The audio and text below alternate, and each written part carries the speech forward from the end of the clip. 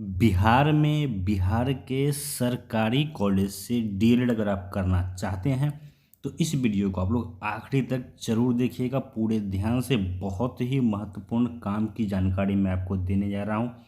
आप लोग को अच्छे से पता है कि सुप्रीम कोर्ट के आदेश के बाद जितने भी एनआईओएस डीएलएड वाले अभ्यर्थी थे सबों को बहाली से बाहर कर दिया गया है। सुप्रीम कोर्ट ने ये पाया है कि जो एनआईओएस के द्वारा कराया गया बिहार डीएलएड एंट्रेंस एग्जाम के लिए मार्केट में बेस्ट बुक चक्षु पब्लिकेशन की तरफ से आ गया है। इस बुक में आपको टॉपिक वाइज प्रैक्टिस क्वेश्चन मिल जाएगा। इसके अलावे मैं आपको यहाँ पे दिखा दूं कि इसका अगर आप सिलेबस देखते हैं तो हर टॉपिक को यहाँ कवर किया गया है।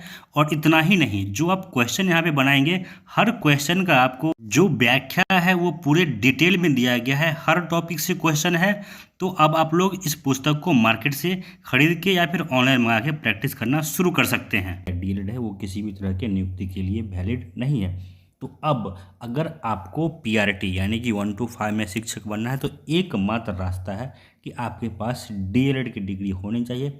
यहाँ पे मैं यह भी बता दूँ आपको कि जो बीएड के अभ्यर्थी हैं उनको भी माननीय सुप्रीम कोर्ट के आदेश के हिसाब से बहाली से बाहर कर दिया गया। तो अब ज़रूरी है कि आप डीएलएड करें। अगर आप शिक्षक बनना चाहते हैं प्राइमरी में तो आपको पता है कि अभी जो बीपीएससी टीआरई 1 हुआ है, टीआरई 2 हुआ है, इसमें डीएलएड अभ्यर्थियों की संख्या बहुत ही कम है। अगर बात करें हम बिहार की तो क्योंकि बिहार के जो मैक्सिमम अभ्यर्थी हैं वो सीधे बीएड करते थे पहले।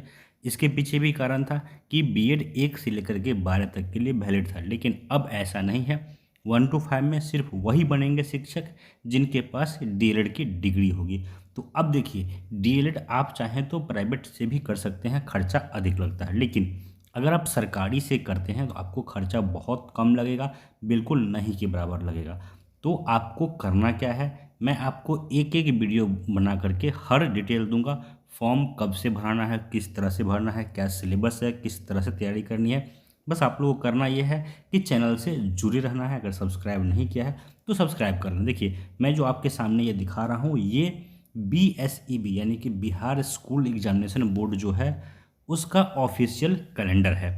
और इसमें देखिए पूरे डिटेल में दे दिया गया है कि कब से आपको फॉर्म भरना है। अगर आप डीएलएड करना चाहते हैं बिहार से तो डेट देख सकते हैं 10 जनवरी से लेकर के 25 जनवरी 2024 तक। अब देखिए यहाँ पे एक बात आप जान लीजिए कि बिहार के सरकारी कॉलेज से डीएलएड अगर आपको करना है, प्राइवेट से भी करना है तो भी इंट्रेंस एग्जामिनेशन बीएसईबी के द्वारा लिया जाएगा। जो भी लोग उस एग्जामिनेशन में पार्टिसिपेट करेंगे, जो लोग पास करेंगे, उनका ही एडमिशन होता है।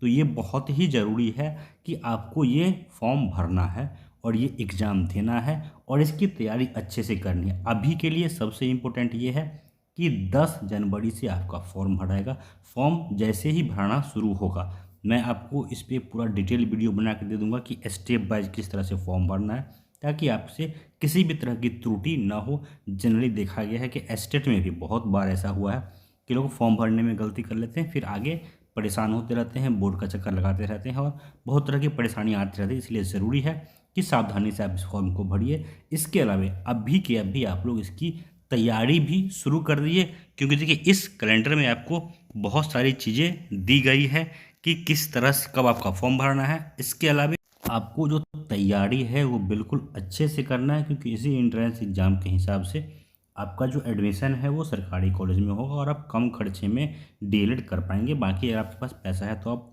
प्राइवेट से भी कर सकते हैं। पूरे देश में डीएलएड कराया जाता है। अब तो डीएड बीएड कोर्स भी कराया जा रहा है जो कि 4 साल का था। आप अगर वो करना चाहते हैं वो भी कर सकते हैं।